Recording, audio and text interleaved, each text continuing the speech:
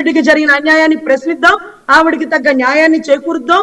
ఒకవేళ ఆవిడే తప్పు చేస్తే ఎవరు చెప్తే చేశారనేది కూడా వెలుగులోకి తీసుకువద్దాం. ఓకే, కృష్ణాంజలి గారు రెస్పాండ్.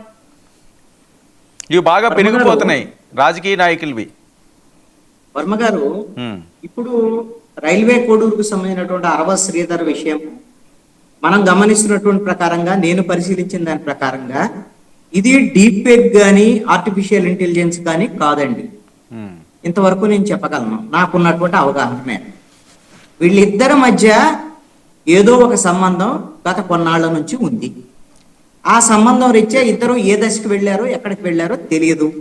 ఏ విధమైనటువంటి సంబంధం ఎంత ముందుకు వెళ్ళారో తెలియదు.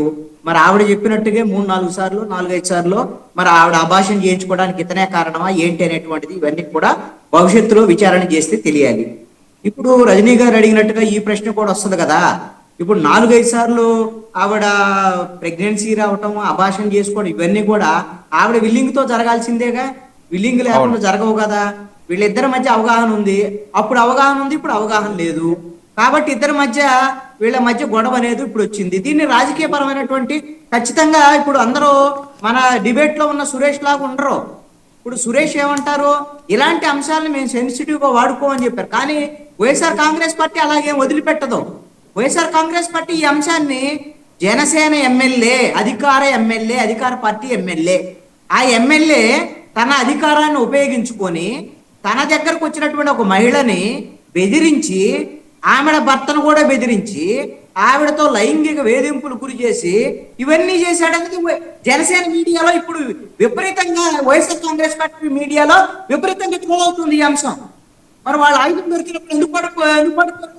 ఇప్పుడు ఆ రోజున అంబటి రాంబాబు, అవంతి శ్రీనివాసు, గోరంట్ల మాధవ్ మరి వీళ్ళు కూడా అలాగనే వాడారు కదా.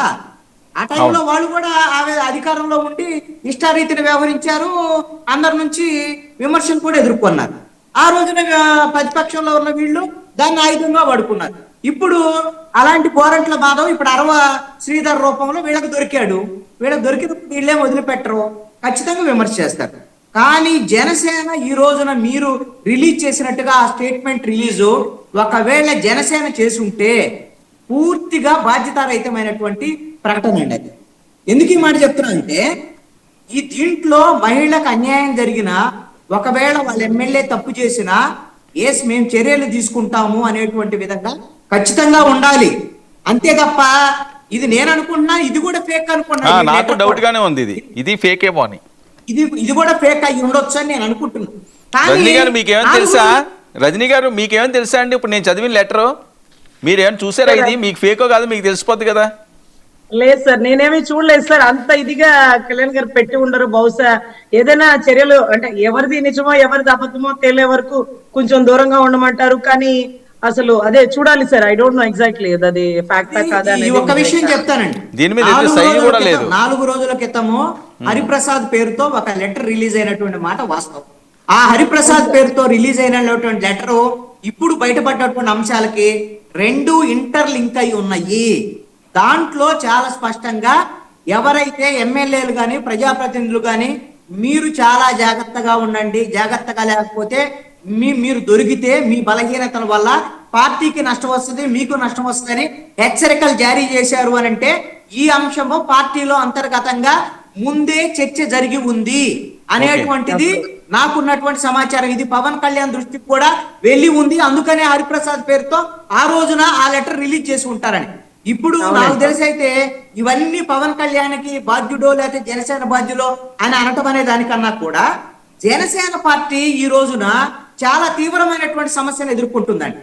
ఈ విషయంలో పవన్ కళ్యాణ్ ఒకసారి పునరాలోచన చెయ్యాలి. ఎందుకోసమనంటే మిగతా పార్టీలకి జనసేనకు ఒక డిఫరెన్స్ ఉంది. కొత్తగా ఏర్పడినటువంటి పార్టీ, కొన్ని ఈ విధంగా మరకలు మచ్చలు లేనటువంటి పార్టీ.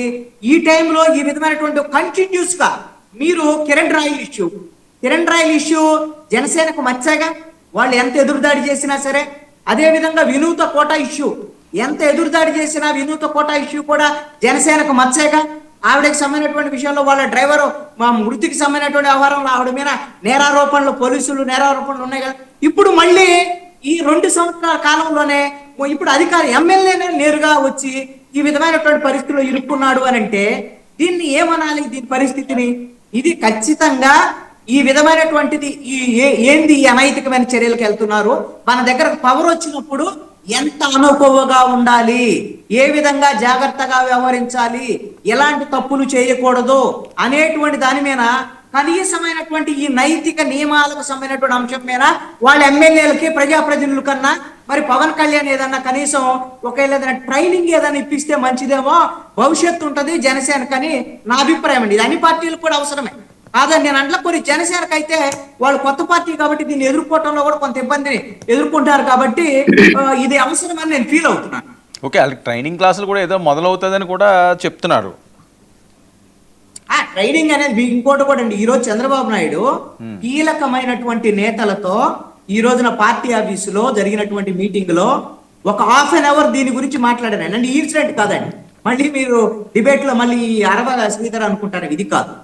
ఏదైతే ప్రజాప్రతినిధులు, ఎమ్మెల్యేలు, ఎంపీలు వీళ్ళకి సంబంధించినటువంటి చట్టసభల్లో ఎలా వ్యవహరించాలి, బయట ఎలా వ్యవహరించాలి, లేకపోతే ప్రజలు మన బాధ్యతగా ఎలా ఉండాలనే దాని మీద ఒక కీలకమైనటువంటి ట్రైనింగ్ క్యాంపుని ఒక 1200 మందికి నిర్వహించడానికి ఒక పక్కా ప్రణాళిక తెలుగుదేశం పార్టీ రూపొందిస్తుంది.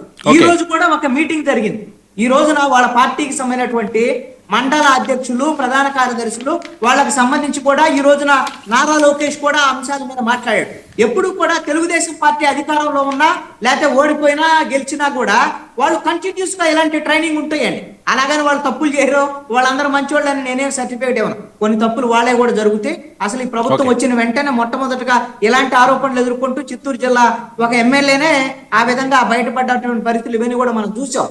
అప్పుడు చంద్రబాబు నాయుడు ఆయన్ని మేము సస్పెండ్ చేస్తున్నామని ప్రకటించినటువంటి పరిస్థితులు కూడా చూసాం. కాబట్టి అధికారంలో ఉండేటువంటి వాళ్ళు కొంచెం చాలా బాధ్యతగా వ్యవహరించాలి, ఇలాంటి రాకుండా చూసుకోవాలండి. కానీ వైఎస్ఆర్ కాంగ్రెస్ పార్టీకి కూటమికి ఉన్నటువంటి డిఫరెన్స్ అయితే ఒకటి ఉంది.